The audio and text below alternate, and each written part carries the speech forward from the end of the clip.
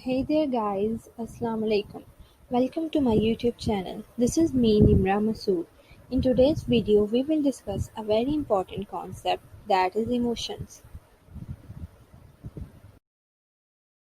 Now let's begin the discussion. Emotion is derived from a Latin word which means to stimulate or stir up. We can define emotion as a complex state of feelings that results in physical and psychological changes that influence thought and behavior.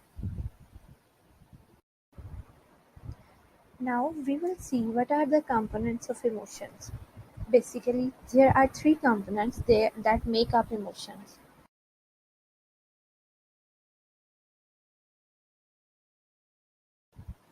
The first and most obvious component is physiological component.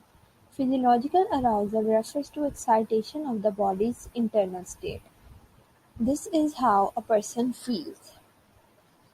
This component is how a person reacts to any external stressor. The second component is behavioral component. Behavioral reaction to emotion includes some expressive behavior.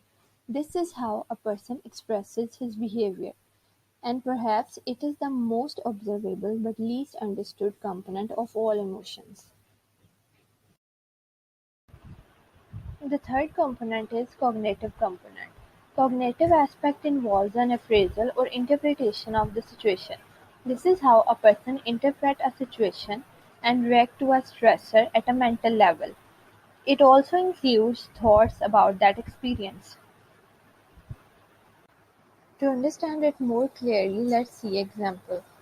For example, when a person sees a snake in his room, what will be the physiological changes that will occur?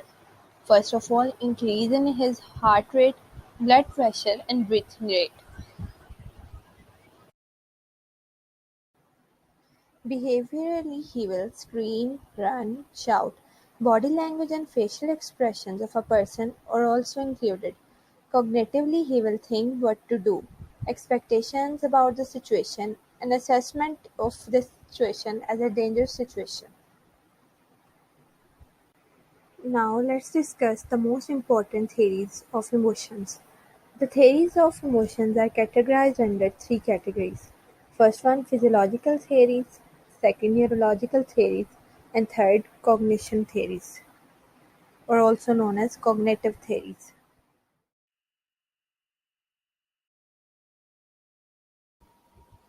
Physiological theories suggest that responses within the body are responsible for emotions. Neurological theories propose that activity within the brain leads to emotional responses. Cognitive theories argue that thoughts and other mental activity play an essential role in forming emotions.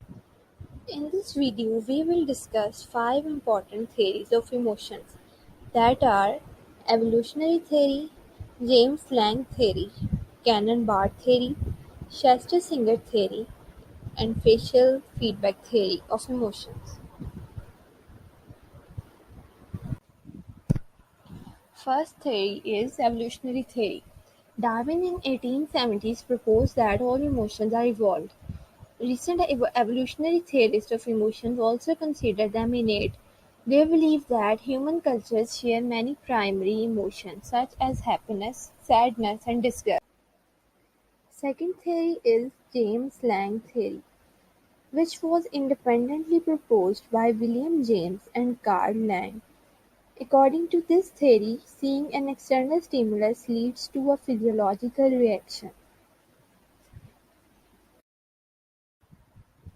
The third theory is Cannon-Barth theory of emotions, which was independently proposed by Cannon and Philip Bard.